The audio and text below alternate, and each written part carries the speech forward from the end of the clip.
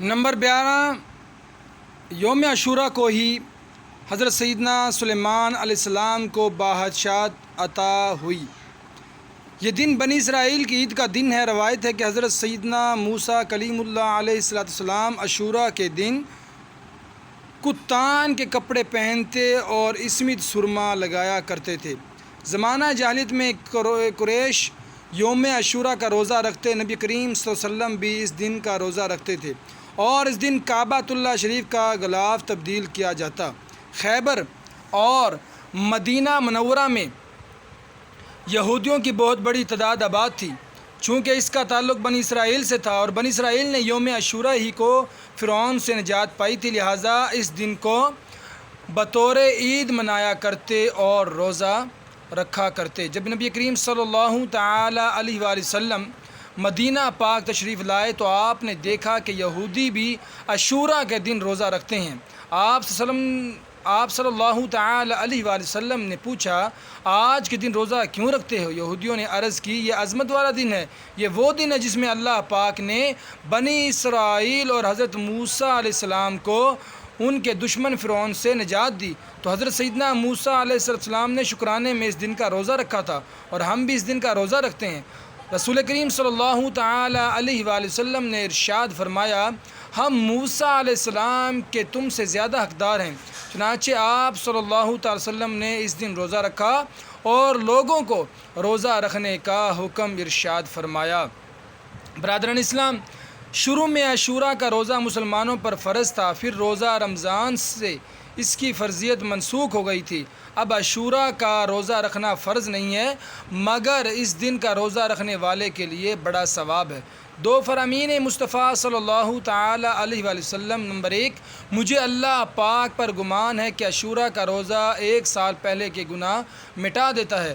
Number 2، Ashura کا روزہ 1 سال کے روزوں کے برابر ہے۔ مدینہ کے تاجدار صلی اللہ تعالی علیہ وآلہ وسلم نے ارشاد فرمایا، عاشوراء کے دن کا روزہ رکھو اور اس میں یہودیوں کی مخالفت کرو۔ عاشوراء کے دن سے پہلے یا بعد میں 1 دن کا روزہ ضرور رکھو۔ ابن صحابی حضرت سیدنا عبداللہ بن عباس رضی اللہ تعالیٰ عنہما فرماتے ہیں، میں نے نبی کریم صلی اللہ تعالی علیہ وآلہ وسلم کو کسی دن کے روزے کو اور دن پر فضیلت دے کر جستجو فرماتے نہ دیکھا، مگر یہ کہ عاشوراء کا دن اور یہ کہ رمضان کا مہینہ۔ ایک عالم صاحب کو خواب میں دیکھا گیا، دیکھنے والے نے حال پوچھا، فرمایا 60 سال تک عاشوراء کا روزہ رکھنے کی برکت سے میری مغفرت ہو گئی۔ ایک روایت میں یہ ہے کہ عاشوراء اور 1 دن پہلے اور بعد کا روزہ رکھنے کی برکت سے۔ برادران اسلام، عاشوراء ایسا مبارک دن ہے کہ انسان تو انسان، چرند پرند حتیٰ کہ وحشی جانور بھی اس کا احترام کرتے ہیں اور اس دن کی تعظیم کرتے ہوئے روزہ بھی رکھتے ہیں۔ بزرگان دین رحمہم اللہ علیہم کے چند آنکھوں دیکھے واقعات، تجربات اور ارشادات پڑھیے۔ نمبر 1، عظیم تابعی بزرگ حضرت سیدنا قیس بن عباد رحمۃ اللہ تعالی علیہ فرماتے ہیں، مجھے یہ بات پہنچی ہے کہ وحشی جانور 10 محرم کا روزہ رکھتے تھے۔ نمبر 2، حضرت سیدنا فتح بن شخرف رحمۃ اللہ تعالی علیہ فرماتے ہیں، میں روزانہ چونٹیوں کے لیے روٹی توڑ کے ڈالتا تھا، جب 10 محرم کا دن آتا تو چونٹیاں اسے نہ کھاتی۔ نمبر 3، حضرت سیدنا ابو الحسن علی بن عمر قزوینی رحمۃ اللہ تعالی علیہ فرماتے ہیں، 10 محرم کو چونٹیاں بھی روزہ رکھتی ہیں۔ نمبر 4، عباسی خلیفہ القادر باللہ کے ساتھ بھی یہی معاملہ پیش آیا، اسے بہت حیرت ہوئی، اس نے حضرت سیدنا ابو الحسن قزوینی رحمۃ اللہ تعالی علیہ سے اس بارے میں پوچھا تو انہوں نے فرمایا 10 محرم کے دن چونٹیاں روزہ رکھتی ہیں۔ نمبر 5، حضرت علامہ ابن ناصر الدین دمشقی رحمۃ اللہ تعالی علیہ لکھتے ہیں، 10 محرم الحرام کو ایک شخص گاؤں آیا، لوگ اس وقت جانور ذبح کر رہے تھے، اس نے وجہ پوچھی تو گاؤں والوں نے بتایا، آج وحشی جانور روزے سے ہیں، ہمارے ساتھ چلو ہم تمہیں دکھاتے ہیں۔ انہوں نے اس آدمی کو ایک باغ میں لے جا کر کھڑا کر دیا۔ اس کا بیان ہے، عصر کے بعد ہر طرف سے وحشی جانور آنے لگے اور باغ کو گھیر لیا، ان کے سر آسمان کی طرف اٹھے ہوئے تھے، کسی ایک نے بھی اس گوشت میں سے کچھ نہیں کھایا۔ جو ہی سورج غروب ہوا اور وحشی جانور گوشت پر ٹوٹ پڑے اور جلدی سے سب کچھ کھا گئے۔ ہو سکے تو ہر چاند کی پہلی رات یہ دعا پڑھ لیجئے، کیونکہ جب حضور نبی کریم صلی اللہ تعالی علیہ وآلہ وسلم چاند دیکھتے تو یہ دعا پڑھتے تھے، اللہم اہللہ علینا بالیمن والایمان والسلامتی والاسلام ربی و ربک اللہ۔ حضرت سیدنا عبداللہ بن حشام رضی اللہ تعالیٰ عنہ فرماتے ہیں، نئے سال یا مہینے کی آمد پر صحابہ کرام علیہم رضوان ایک دوسرے کی یہ دعا سکھاتے تھے، اللہم ادخلہ علینا بالامن والایمان والسلامت والاسلام ورضوان من الرحمن وجواز من الشیطان۔ حضرت شاہ کلیم اللہ شاہ جہاں آبادی رحمۃ اللہ تعالی علیہ فرماتے ہیں، جو کوئی 12 مرتبہ یہ دعا سبحان اللہ ملء المیزانی پڑھ کر پانی پر دم کر کے پی لے، تمام تکلیفوں اور آفتوں سے اللہ پاک کی حفاظت میں رہے گا۔ عاشوراء یعنی 10 محرم کی رات آئے تو غسل کیجیے، کیونکہ اس رات آب زمزم تمام پانیوں میں شامل کر دیا جاتا ہے اور اس رات غسل کرنے سے پورا سال بیماریوں سے حفاظت رہتی ہے۔ حضرت سیدنا امام عبد الرحمن بن علی جزوی رحمۃ اللہ تعالی علیہ فرماتے ہیں، 10 محرم بہت عظمت والا دن ہے، لہٰذا مناسب ہے کہ جس قدر ممکن ہو اچھے کام کیے جائیں، بلائیوں کے ان موسموں کی غنیمت جانو اور غفلت سے بچو، چنانچہ یہ نیک کام کیجیے۔ نمبر 1، یوم عاشوراء کا روزہ رکھیے اور اس کے ساتھ 9ویں یا 11ویں محرم الحرام کا بھی روزہ بھی ملا لیجیے۔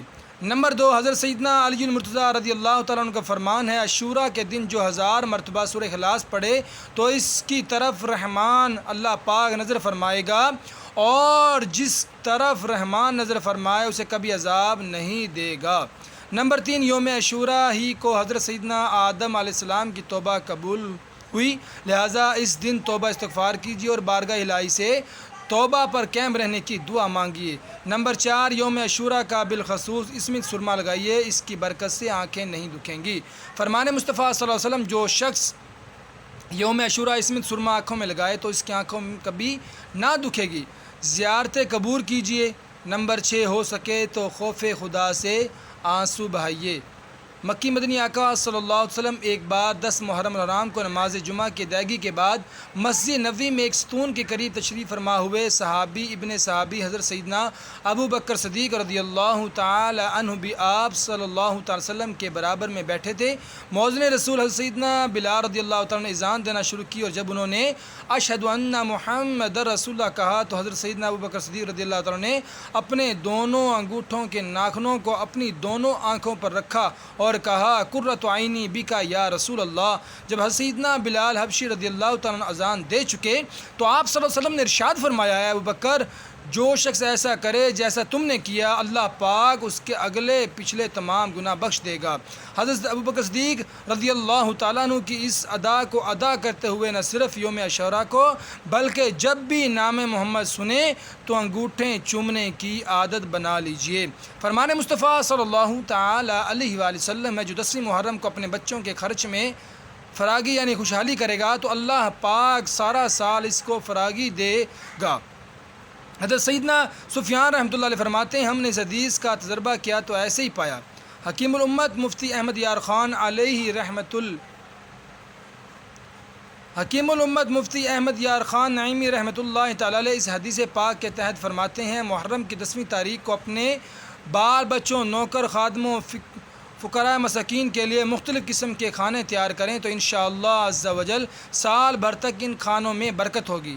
مسلمان عاشوراء کے دن حلیم کھچڑا پکاتے ہیں، اس کا ماخذ حدیث، کیونکہ حلیم کھچڑے میں ہر کھانا ہوتا ہے، گندم، گوشت اور دالیں، چاول وغیرہ، تو انشاءاللہ حلیم پکانے والے کو گھر ان تمام کھانوں میں برکت ہوگی۔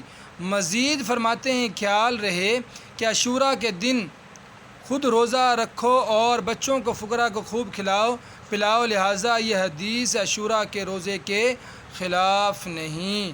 اے عاشقان صحابہ اہل بیت، ماہ محرم الحرام ہر سال ہمیں شہداء کربلا اور بالخصوص نواسہ رسول سید الشہداء امام علی مقام حضرت سیدنا امام حسین رضی اللہ تعالیٰ عنہ کی یاد دلاتا ہے، کیونکہ 10 محرم الحرام 61 ہجری کو تاریخ اسلام میں حق و باطل کے درمیان ایک عظیم معرکہ پیش آیا، جسے واقعہ کربلا کے نام سے یاد کیا جاتا ہے۔ اس میں شہدائے کربلا رضی اللہ تعالیٰ عنہ کی استقامت بر انداز نے تمام اہل حق کو باطل کے سامنے ڈٹ جانے اور ضرورت پڑنے پر دین اسلام کی خاطر جان کا نذرانہ پیش کرنے کا عظیم و شان سبق دیا ہے۔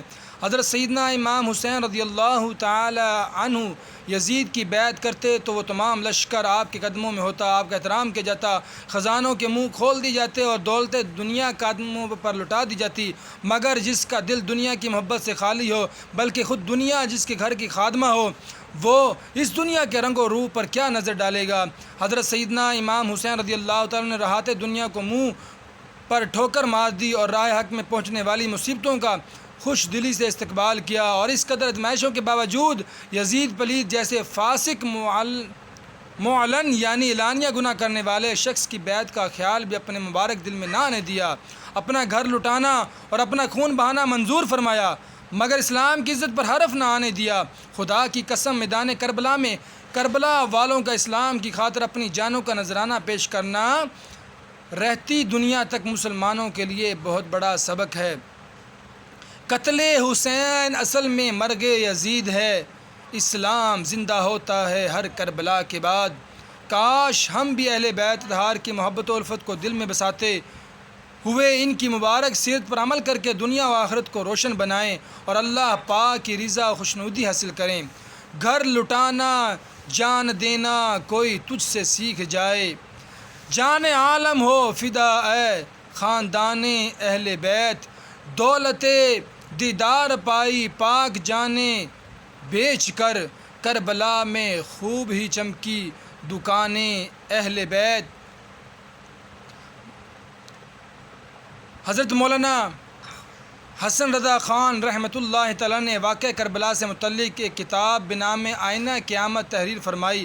اس کتاب کے بارے میں اعلیٰ حضرت امام احمد رضا خان علیہ رحمۃ اللہ تعالیٰ فرماتے ہیں، مولانا شاہ عبدالعزیز صاحب کی کتاب جو عربی میں ہے وہ یا حسن میاں مرحوم میرے بھائی کی کتاب آئینہ قیامت میں صحیح روایت ہے، انہیں سننا چاہیے، باقی غلط روایت کے پڑھنے سے نہ پڑھنا اور نہ سننا بہتر ہے۔ امیر اہل سنت حضرت علامہ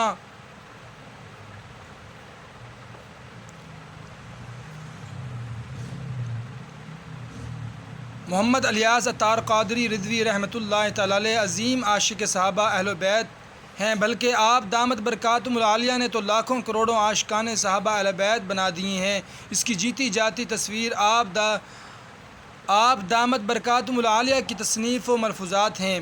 اللہ تعالیٰ سے دعا ہے جو کچھ سنا اس پر عمل کرنے کی توفیق عطا فرمائے، آمین بجاہ نبی الامین صلی اللہ تعالی علیہ وآلہ وسلم۔